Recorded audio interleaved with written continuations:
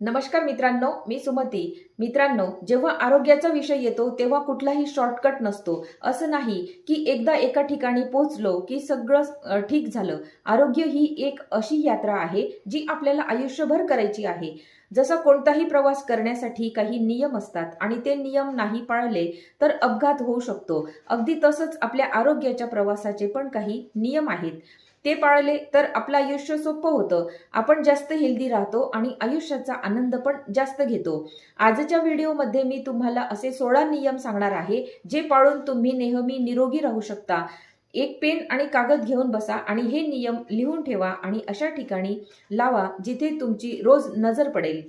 नियम क्रमांक 1, सैंधव मीठ वापरा। जेवणात नेहमी सैंधव मीठाचा वापर करा, ज्याला पिंक हिमालयन सॉल्ट पण म्हणतात। हे पांढऱ्या मिठासारखं शरीरात पाणी साठवत नाही। नियम क्रमांक 2, रात्रीच्या जेवणानंतर 500 पावलं चाला। रात्री जेवण झाल्यानंतर कमीत कमी 500 पावलं तुम्ही नक्की चाला। याने वजन कमी होते, गॅस आणि ऍसिडिटी होत नाही आणि झोप पण चांगली लागते।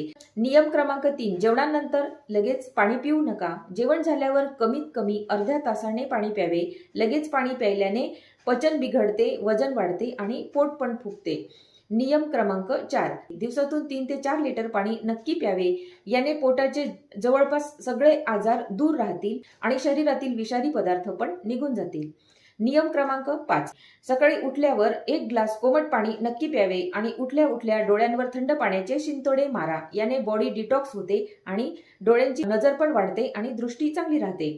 नियम क्रमांक 6, रिफाइंड तेल बंद करा। स्वयंपाकासाठी कधीही रिफाइंड तेल वापरू नका, त्याऐवजी गाईचे देशी तूप वापरा। रिफाइंड तेल खूप केमिकल प्रोसेस करून बनवले जाते आणि तब्येतीसाठी ते खूपच हानिकारक असते। जर तूप परवडत नसेल तर मोहरीचे तेल, खोबरेल तेल किंवा तिळाचे लाकडी घाण्याचे तेल सुद्धा तुम्ही वापरू शकता। नियम क्रमांक 7, जेवण रंगीत बनवा। म्हणजे जेवणात जेवढ्या जास्त रंगीबेरंगी वस्तू वापरता येतील तेवढ्या वापरा। म्हणजे जेवण रंगीत बनवा आणि पांढऱ्या गोष्टींपासून वाचा। रंगीबेरंगी भाज्या आणि फळे खाल्ल्याने तुम्हाला भरपूर जीवनसत्वे, खनिजे मिळतात। नियम क्रमांक 8, पांढऱ्या वस्तू टाळा। पांढरी साखर, पांढरे मीठ, पांढरा भात आणि मैदा या सगळ्या वस्तूंमध्ये कॅलरी जास्त असतात आणि फायबर खूप कमी असते।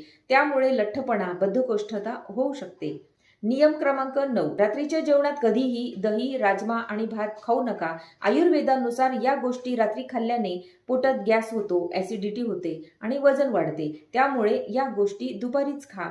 नियम क्रमांक 10, सकाळी उपाशी पोटी चहा, कॉफी पिऊ नका।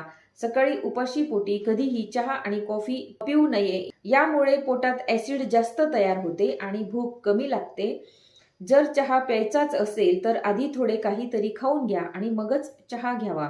नियम क्रमांक 11, रात्री हेवी जेवण नको। रात्री कधीही जड जेवण करू नका, याने वजन खूप वेगाने वाढते, मेटाबॉलिझम कमी होते।